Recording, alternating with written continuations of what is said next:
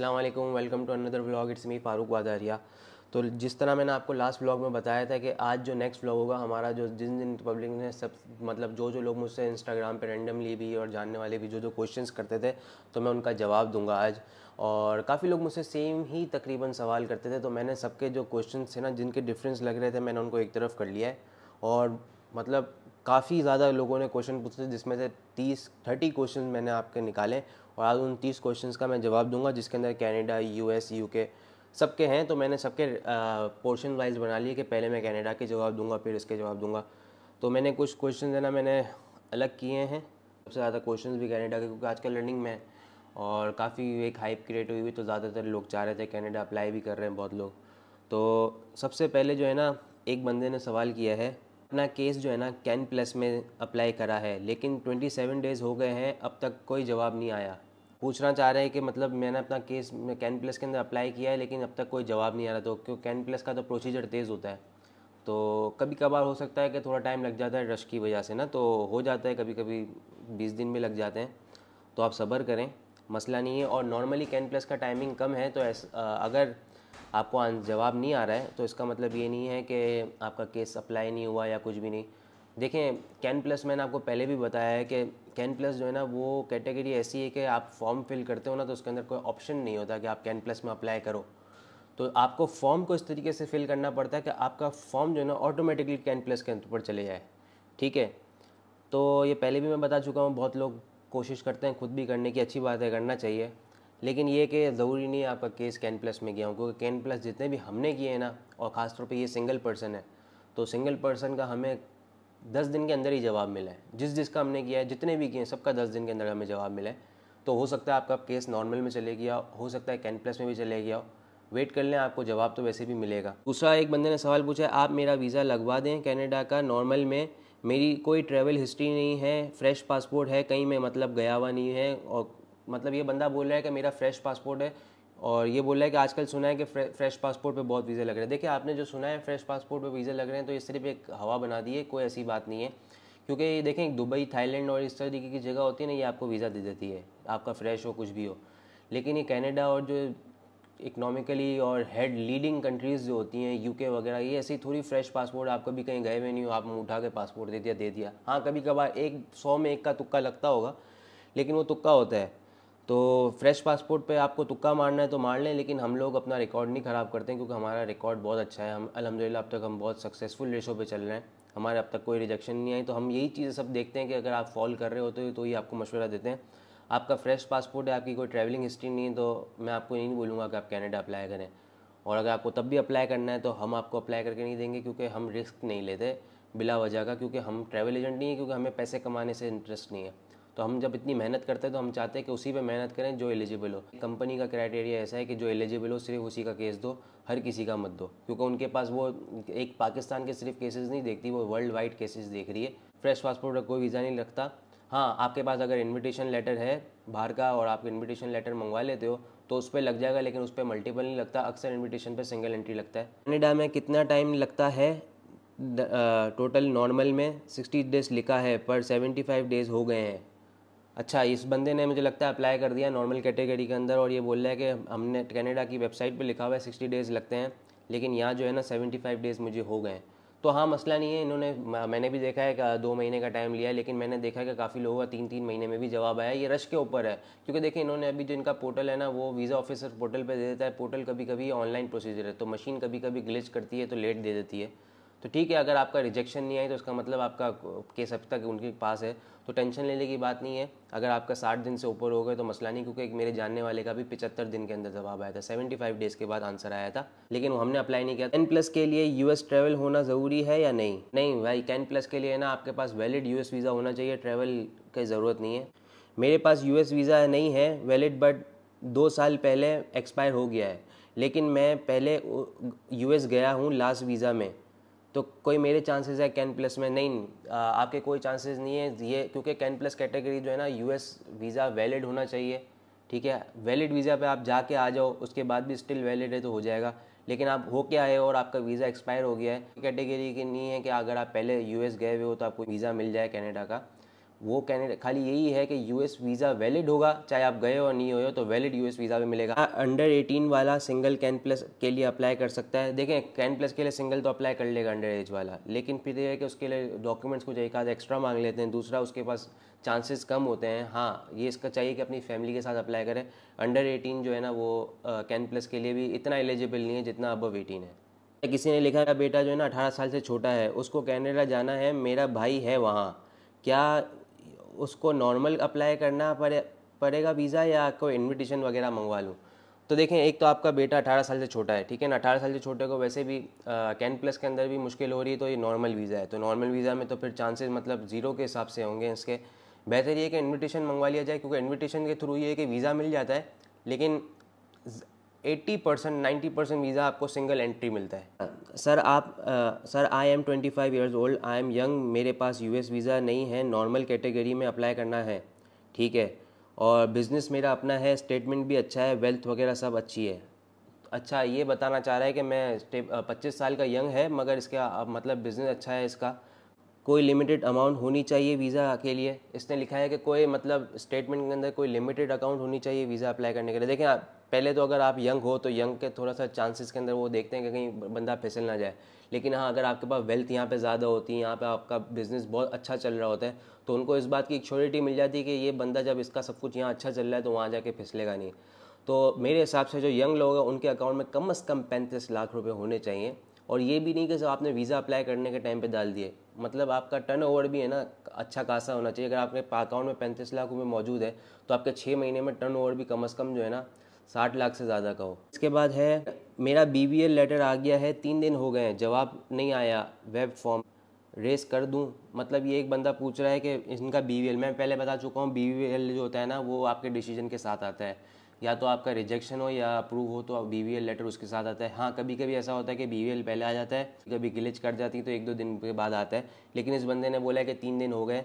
तो भाई, web form race करने का भी एक क्राइटेरिया होता है कि अगर आपका BBL आ गया आप कर तो सकते हो, लेकिन एक हर चीज़ का ना एक करने का तरीका होता है। तो आपको BBL आ गया, ठीक है, लेकिन मैं आपको कहता हूँ कि 2 वीक तक वेट करो। अगर इंशाल्लाह 2 वीक के अंदर आ जाता है तो बेहतर है, नहीं आता तो फिर आप वेब फॉर्म रेस करो, क्योंकि जब आप वेब फॉर्म रेस करते हो तो उनके पास एक चीज़ ब्लिंक करती है सिस्टम पे, तो वो भी ये देखते हैं कि यार एक बंदे को अभी 3 दिन हुई नहीं है, उसने वेब फॉर्म रेस कर दिया, तो इतनी जल्दबाजी किस बात की। तो ये चीज़ आपके केस के ऊपर एक अच्छा इमेज नहीं डालती। तो आप थोड़ा सा वेट कर लो 2 हफ्ते का, इसके बाद आप वेब फॉर्म रेस कर लेना इंशाल्लाह, लेकिन उसके अंदर आ जाएगा। अगर BBL आ गया तो डिसीजन आपका ले लिया गया है।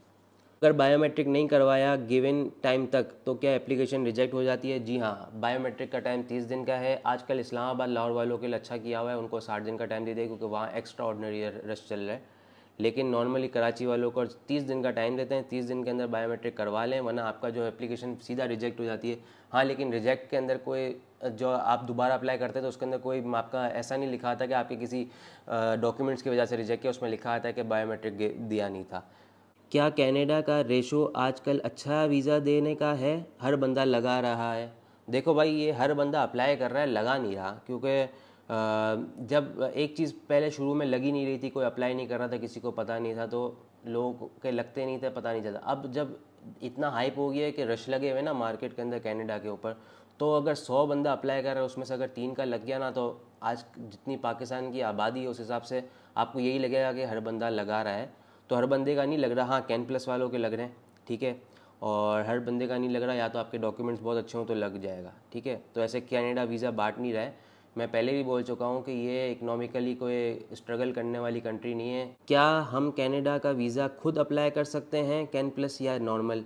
जी, आप दोनों खुद अप्लाई कर सकते हैं, लेकिन कैन प्लस के अंदर आपका अप्लाई होता है नहीं होता इसकी गारंटी हमारी नहीं है, क्योंकि टेक्निकल वे है। आप उस फॉर्म को फिल इस तरह करो कि आपका केस जो है ना कैन प्लस में अप्लाई हो जाए। काफ़ी लोग मुझसे क्वेश्चन पूछते हैं, फाइनेंशियल स्टेटमेंट वगैरह हमसे कोई चीज़ नहीं लिया, ना हमसे कोई बैंक स्टेटमेंट लिया या ना कोई इनकम टैक्स रिटर्न या कुछ भी हमसे नहीं लिया, तो हमारा केस तो फिर कैन प्लस में अप्लाई हो गया ना। देखें, ज़रूरी नहीं है, अगर आप US वीज़ा की कैटेगरी के ऊपर डालते हो तो वैसे भी आपसे डॉक्यूमेंट्स वो आधे कर देता है, लेकिन वो कैन प्लस में तब भी प्रोसीजर कर रहा है नहीं कर रहा है, वो एक फिल करने का तरीका ऐसा होता है कि कम डॉक्यूमेंट्स के साथ कैन प्लस के अंदर जाए, ये नहीं। कवरिंग लेटर ज़रूरी है फॉर कनाडा वीज़ा में? ज़रूरी है कैन प्लस, मतलब ये पूछ रहा है कि कवरिंग लेटर जो है वो कनाडा वीज़ा के लिए ज़रूरी है, नॉर्मल और कैन प्लस के लिए? देखें, कैन प्लस के लिए कवरिंग लेटर की कोई ज़रूरत नहीं है, ठीक है, क्योंकि कवरिंग लेटर जो होता है ना आपके डॉक्यूमेंट्स को संभालता है। मतलब अगर आपने कोई डॉक्यूमेंट्स दिया है तो कवरिंग लेटर उसके अगेंस्ट में होता है, वो उस डॉक्यूमेंट को एक मजबूत सहारा दे देता है। तो कैन प्लस के नॉर्मल के लिए बहुत ज़रूरी है कवरिंग लेटर। कैन प्लस के लिए इसलिए ज़रूरी नहीं है कि कैन प्लस में कोई डॉक्यूमेंट्स ही नहीं देने, तो आपको उसके लिए पिलर्स लगाने की क्या ज़रूरत है। अब आते हैं हम यूके के ऊपर। यूके वीज़ा का रेशो कितना है भाई? यूके वीज़ा का रेशो बहुत कम होता है, 20 से 25%। ठीक है, आजकल थोड़ा अच्छा रेशो हुआ है, 30-35 पे आया हुआ है, लेकिन रेशो कम है। क्या हम यूएस वीज़ा का थ्रू यूके अप्लाई कर सकते हैं? नहीं जी। उसने आके लिखा है लाइक कैन प्लस। भाई कैन प्लस जो है ना सिर्फ 4 कंट्री के लिए एलिजिबल है, एक कनाडा, यूएस, न्यूजीलैंड और ऑस्ट्रेलिया। यूके के लिए डॉक्यूमेंट्स कौन कौन से चाहिए और स्टेटमेंट कितनी होनी चाहिए? भाई जो एक लॉयर है मैं उनसे मशवरा लेता हूँ अक्सर, क्योंकि वो काफ़ी ट्रैवल करते हैं तो उनको आइडिया है, और यूके भी उन्होंने काफ़ी मरतबा ट्रैवल किया है। तो यूके को है ना, आपका जो वेल्थ होती है उसके साथ और आपका स्टेटमेंट दोनों मैच करते हैं वो लोग। वो देखते हैं कि अगर आपका स्टेटमेंट आपने इतना दिखाया है तो वेल्थ भी इतनी है, कहीं ऐसा ना हो कहीं वेल्थ ज़्यादा हो और स्टेटमेंट कम हो, या स्टेटमेंट ज़्यादा और वेल्थ कम हो। तो अक्सर रिजेक्शन इसी वजह से होती है कि लोग स्टेटमेंट में एकदम पैसे गिरा देते हैं क्योंकि वीज़ा लगवाना होता है और वेल्थ इतनी नहीं होती, तो वो दोनों चीज़ों को मैच करके वीज़ा देता है। यूके बहुत स्टडी करता है आपके डॉक्यूमेंट्स को। जब आपको रिजेक्ट भी करता है तो 3 सफ़े का पेपर बना के देता है, उसके अंदर आपकी हर डॉक्यूमेंट्स को क्लियर करके बताता है कि आपने ये चीज़ दिया, ये लाइन के अंदर हमें ये चीज़ बात समझ में नहीं आई, तो मतलब वो आपकी हर एक लाइन रीड करता है। तो यूके वीज़ा ईजी नहीं है मेरे हिसाब से। सबसे मुश्किल वीज़ा ये है, इसके बाद कनाडा है, फिर अमेरिका है। यूके वीज़ा कितने टाइम का लगता है? ये भी लॉन्ग टर्म लगता है मल्टीपल। जी यूके वीज़ा लगता तो लॉन्ग टर्म है, लेकिन इसका एक तरीका होता है। मतलब पहले आपको जो देता है तो वो 15 दिन का देता है, फर्स्ट एंट्री मतलब सिंगल एंट्री देता है, और 6 महीने की वैलिडिटी होती है। फिर दूसरा विजिट आपको साल का वैलिडिटी पे आपको सिंगल एंट्री देता है, लेकिन उसके अंदर पहले में 15 दिन होते हैं तो उसमें दिन बढ़ा के 20-25 दिन कर देता है। फिर इसके बाद आप इसको अप्लाई करते हैं तो फिर 1 साल मल्टीपल पे अप्लाई करते हैं, फिर आप 2-3 उसके ऊपर जाते हैं, फिर वो 2 साल देता है। इस तरीके से आहिस्ता आहिस्ता करके टाइम बढ़ाते हैं, और इसका भी टाइम 10 साल तक होता है। एंड इन दी एंड जब आप ज़्यादा यूके ट्रैवल कर लेते हो तो आपको 10 साल का मल्टीपल भी दे देता है। सुना है UK bank wealth properly check करता है टैक्स रिटर्न के साथ, तो यहाँ तो अक्सर लोग वेल्थ पूरी डिक्लेयर नहीं करते हैं, और अगर करते हैं तो टैक्स कम कर दे देते हैं। तो जैसे मैंने अभी आपको सेकंड थर्ड क्वेश्चन जो मैंने इसके बारे में पूछा था कि आपकी हर चीज़ एग्जैक्टली चेक करता है वो, उस बंदे ने आखिर में आके यही सवाल कर लिया। तो खैर इसको इसका जवाब उसमें मिल गया कि आपकी हर चीज़ वाकई ये चेक करता है, तो आपको हर चीज़ प्रॉपर्ली मैनेज करनी चाहिए। ये नहीं कि आपकी कोई डॉक्यूमेंट्स आपकी वेल्थ से मैच नहीं कर रहे हो। अभी यूएस की बारी ना, तो यूएस वीज़ा के बारे में पूछा है। वीज़ा में डॉक्यूमेंट्स कोई रिक्वायर्ड नहीं, तो उधर सबमिट क्या करना होता है? आजकल रेशो क्या चल रहा है? बीच में तो काफ़ी दिया वीज़ा, अब दे रहे हैं या नहीं? मतलब ये पता नहीं, उस बंदे ने ये पूछना चाह रहा है कि बीच के से मतलब थोड़े टाइम पहले काफ़ी वीज़ा दे रहा था यूएस। हाँ वाकई यूएस ने काफ़ी वीज़ा अप्रूव किए हैं बीच में, लेकिन बिल्कुल ही अंधा वीज़ा नहीं दिया कि किसी को भी दे दिया। अच्छा देख के चेक करके यूएस ने वीज़ा दिया है। इसके अंदर डॉक्यूमेंट नहीं चाहिए होते। आपकी डॉक्यूमेंट्स के अगेंस्ट में आपको एक DS-160 का फॉर्म फिल करना पड़ता है, जो मैंने पहले यूएस वीज़ा के उसके अंदर बता दिया कि DS-160 काफ़ी बड़ा होता है, कैसे कैसे फिल होता है वो मैं पहले पिछले व्लॉग में समझा चुका हूँ। तो वो फिल कर लेते हैं तो उसमें आपकी सारी डिटेल्स चली जाती है, फिर वो आपके बारे में खुद पता कर लेता है। अच्छा ये बोल रहा है कि मैं अपने सब पूरी फैमिली के साथ अप्लाई किया था इसने यूएस का वीज़ा ना, तो पूरी फैमिली लेके गया है ये अपने साथ, और मतलब 4 बंदों को वीज़ा मिल गया और इसको रिजेक्ट कर दिया। हाँ तो ये यूएस में होता है, कब अगर आप समझ में नहीं आते तो आपकी फैमिली समझ में आ रही होती है तो आपको रोक के फैमिली को वीज़ा दे देता है। तो ऐसा बहुत लोगों के साथ हुआ है, इसमें कोई मसला नहीं है, आप दोबारा अपने लिए अप्लाई करके चेक करें।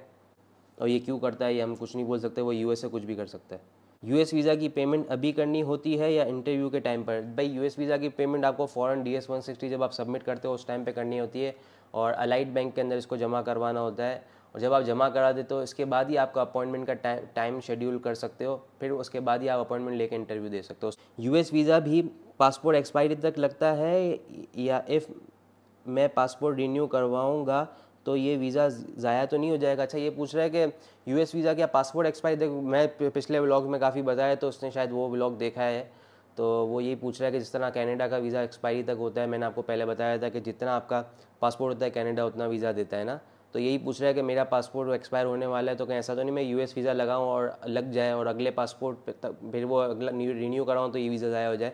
तो ऐसी बात नहीं है। यूएस का जो वीज़ा है ना वो आपका 5 साल का ही होता है। अगर आप पासपोर्ट रिन्यू कराते हो तो ये अगले पासपोर्ट पे कंटिन्यू हो जाते हैं। हाँ लेकिन अब ये जो पासपोर्ट आप जो रिन्यू कराते हो तो पिछले पासपोर्ट को कैंसिल मत करवाना रिन्यू के टाइम पे, उसको आप पहले ही बता देना इस पर वीज़ा वैलिड है। भाई आपने बहुत डरा दिया है मुझे, प्लीज़ मेरा नेम नहीं लेना। बड़ा मज़े की बात है इसने। मैंने पिछले वीडियोस के व्लॉग में बताया था ना कि एक बंदे ने अपनी 2 शादियां छुपाई थी और इंटरव्यू के अंदर उसको बता दिया कि यार आपकी 2 शादियां हुई भी है।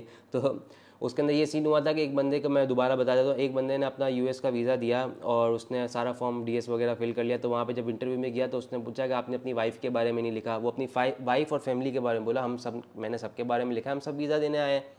तो उसने बोला हम आपकी इस वाइफ के बारे में नहीं बात कर रहे, हम आपकी दूसरी वाइफ के बारे में बात कर रहे हैं।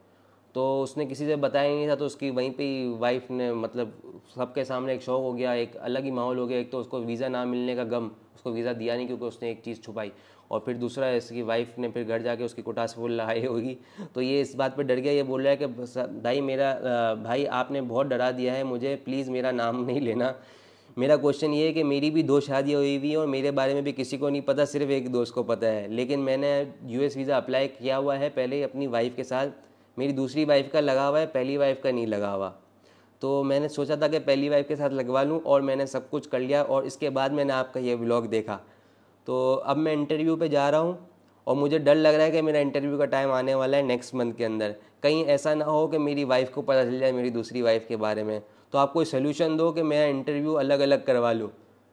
तो भाई इंटरव्यू अलग अलग हो सकता है, लेकिन उसके लिए आपको अपनी एप्लीकेशन ब्रेक करानी पड़ेगी, फिर अपॉइंटमेंट, आपका जितना टाइम आपने वेट किया अपॉइंटमेंट के लिए, फिर आपको दोबारा नया अपॉइंटमेंट लेके उसके ऊपर जाना पड़ेगा। यूरोपियन वीज़ा के बारे में हम चलते हैं। मैंने सवाल किया है, मुझे लगा कि मैं यूएस शेंगन वीज़ा लगवाना चाहता हूँ, लेकिन डिसाइड नहीं किया है कि मुझे कब जाना है। तो मैं अभी से लगवा के रख लूँ या long term single entry visa मिल जाता है। मतलब ये पूछना चाह रहा है कि कोई ऐसा वीज़ा है कि मतलब सिंगल एंट्री हो लेकिन एक्सपायरी उसकी लंबी हो, मतलब साल तक की हो, कि मेरा भी डिसाइड नहीं है, साल के अंदर मैं कभी भी जा सकता हूँ, तो अभी से लगवा के रख लूँ। तो भाई ये जो है ना 6 महीने का देते हैं, तो आप इस तरीके से प्लान करो, जब आपको विदिन 6 मंथ का भी जाना हो तब आप लगवा के रख लो। लेकिन साल का भी आपको नहीं मिलेगा क्योंकि आप फर्स्ट टाइम दे रहे हो। ये पूछ रहा है कि कहाँ से शेंगन वीज़ा लगवाऊँ तो बाद में मेरी हिस्ट्री अच्छी रहेगी ट्रैवल की। मतलब ये अपने आगे का सोच रहा है कि अगर मैं कहीं ऐसी जगह से शेंगन वीज़ा लगाऊँ कि जहाँ से मैं जाऊँ और उस वीज़ा का मतलब थोड़ा हैवी वीज़ा हो। तो इसने आगे लिखा भी है जर्मनी से लगवा लूँ, सुना है जर्मनी का स्ट्रॉन्ग होता है वीज़ा। तो भाई देखें शेंगन सारा बराबर होता है, एक जर्मनी ये है कि लीडिंग कंट्री है यूरोप का। तो हाँ होता है फ़र्क तो, लेकिन इतना कोई फ़र्क नहीं पड़ता कि ये लोग बोलें कि इसका जर्मनी का या इटली का है। अगर आप शेंगन हो के आए हो आप यही बता देते हो, अगर आप इटली से भी लगा कर और जर्मनी ट्रैवल कर लेते हो तो आपकी ट्रैवलिंग हिस्ट्री में जर्मनी का नाम तो आ जाता है। तो इससे कोई फ़र्क नहीं पड़ता, जो आपके लिए ईजी हो। आपकी पासपोर्ट के हिसाब से देखिएगा कि ऐसा ना हो कि आप जर्मनी के अंदर दे दें और आपका रिजेक्ट हो जाए। जो ईजी हो, जहाँ से आपको ईजीली मिल रहा हो वहाँ से आप ले लें, एक शेंगन लगवा लें, विजिट करके आ जाएं, फिर आपको जहाँ से लगवाना वो आपको शेंगन फिर ऐसे ही कहीं से भी मिल जाएगा।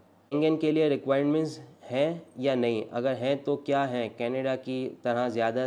देखें मैं रिक्वायरमेंट्स तो अभी बता नहीं सकता क्या क्या है।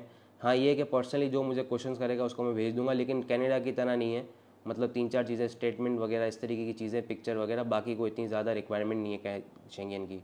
बंदे ने सवाल किया 15 दिन से ज़्यादा का वीज़ा मिल सकता है? यूरोप पूरा 15 दिन के अंदर तो कवर हो नहीं सकता, कम से कम 20-25 दिन चाहिए। तो भाई इनका क्राइटेरिया है 15 पे, अगर आपका फर्स्ट वीज़ा है तो 15 दिन का ही मिलेगा। इसके ऊपर हम कुछ कर नहीं सकते, क्योंकि हम आपको वीज़ा दिलवाने में तो हेल्प कर सकते हैं, वो भी इस तरीके से हम केस रेडी करते हैं कि आपको वीज़ा लग जाए। लोग इस तरीके से समझते हैं कि जैसे हमारा कोई एम्बेसी के अंदर कोई ताल्लुक है, कोई खांचा है। तो काफ़ी लोग यूरोप का यही सवाल कर रहे हैं, कोई वीज़े की वैलिडिटी बढ़ा रहा है तो कोई वीज़े के दिन बढ़ाना चाहता है। अब ऑस्ट्रेलिया के हैं, मुझे ऑस्ट्रेलिया का वीज़ा लगवाना है, कितना टाइम का लग जाएगा? यूएस वीज़ा से 4-5 साल लगता है। देखिए मैंने अभी भी आपको पहले बता दिया कि जो ऑस्ट्रेलिया का वीज़ा वो 4-5 साल का नहीं लगता, वो आपको 6 महीने या साल का तो मल्टीपल लग जाता है। हाँ यूएस वीज़ा के थ्रू लग ज़रूर जाता है, यूएस वीज़ा के थ्रू, क्योंकि इनका डेटा शेयरिंग है न्यूजीलैंड, ऑस्ट्रेलिया, कनाडा और अमेरिका। तो यूएस वीज़ा के थ्रू आपको मिल ज़रूर जाएगा इंशाल्लाह, और लेकिन 4-5 साल का नहीं मिलेगा, हो सकता है 6 महीने, ज़्यादा से ज़्यादा साल का आपको मल्टीपल मिल जाए। ठीक है, का वीज़ा मुश्किल है लगता नहीं, मगर आजकल दे रहे हैं, ये बात ठीक है? हाँ ये बात आपकी ठीक है, बांट नहीं रहे हैं, लेकिन आजकल दे रहे हैं, क्योंकि पहले बिल्कुल नहीं देते थे। क्योंकि इनविटेशन होता था तो देते थे, वरना विजिट वगैरह भी देते नहीं थे। मतलब आपकी ट्रैवलिंग हिस्ट्री कितनी अच्छी ना हो, आपका वेल्थ कितना अच्छा हो, लेकिन आपको कोई आप बोलते थे ना कि मुझे ऑस्ट्रेलिया घूमने जाना है, विजिट करने आता, तो वीज़ा देते ही नहीं थे, सिर्फ स्टूडेंट्स को या इन्विटेशन वगैरह पे देते थे। तो हाँ आजकल इन्होंने अपना टूरिज़्म भी थोड़ा सा प्रमोट किया है, तो इसलिए वीज़ा दे रहे हैं आजकल। लोगों को हम ये बताते हैं ना कि वीज़ा मिल रहा है तो वो समझते हैं बट रहा है, तो बांटता कोई नहीं है, मिलता है, वो भी आपके डॉक्यूमेंट्स के हिसाब से। बंदे ने लिखा है कि यूएस वीज़ा के साथ कितना चांसेस है ऑस्ट्रेलिया का वीज़ा लगने का। तो भाई यूएस वीज़ा के साथ जो है ना आपका 90% चांसेस है ऑस्ट्रेलिया का वीज़ा लग जाएगा, क्योंकि वो जानते हैं कि अगर यूएस किसी को वीज़ा देता है तो वो बहुत स्टडी करता है, तो वो उसकी स्टडी के ऊपर भरोसा करके आपको वीज़ा दे रहा है। तो बस ये 30 क्वेश्चन है जो मैंने आपको आज जवाब दे दिए, और काफ़ी लोगों ने बहुत ज़्यादा क्वेश्चन पूछे थे, जिसमें से मैंने एक लिमिटेड 30 क्वेश्चन निकाले और तकरीबन सिमिलर थे, तो आपको काफ़ी चीज़ें क्लियर हो गई होंगी। तो बस ये सब चीज़ों का ध्यान रखें, जो जो लोगों ने सवाल किया, जिनके सवाल इससे सिमिलर हैं उनको भी उनके जवाब मिल गए होंगे। और अभी एक बहुत अच्छी अपॉर्चुनिटी आने वाली है, मेरी कंपनी फ्री वीज़ा देने वाली है, क्योंकि नेक्स्ट मंथ जो है मेरा बर्थडे मंथ है सितंबर। तो उसके अंदर क्या है, एक टास्क देने वाले हैं वो लोग आपको। टास्क मेरे से रिलेटेड ही होगा, क्योंकि मेरे मेरे सोशल मीडिया प्लेटफॉर्म के लोग हैं, तो उनके लिए मेरे रिलेटेड ही टास्क होगा जो भी होगा। वीज़ा भी मुझे पता है कहाँ का मिलने वाला है, बस आप इंतज़ार करें। इंशाल्लाह 1 सितंबर के दिन अनाउंस करने वाले हैं कि क्या टास्क है, और 2-3 दिन के लिए टास्क होगा, उसको पूरा करेगा, जो उसमें जीतेगा उसको वीज़ा मिल जाएगा। अब भाई को इजाज़त दें, फिर मिलेंगे इंशाल्लाह नेक्स्ट व्लॉग में, तब तक के लिए अल्लाह हाफ़िज़।